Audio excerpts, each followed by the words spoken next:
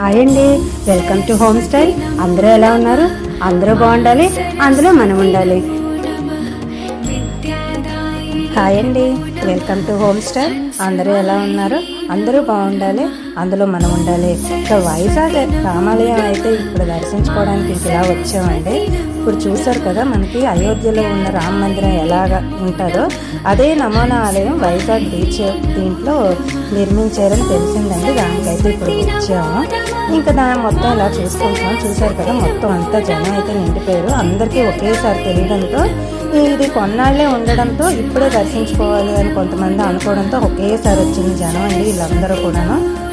ఇంకా సాయంత్రం అయితే లైటింగ్స్తో చాలా బాగుందని అనిపించింది.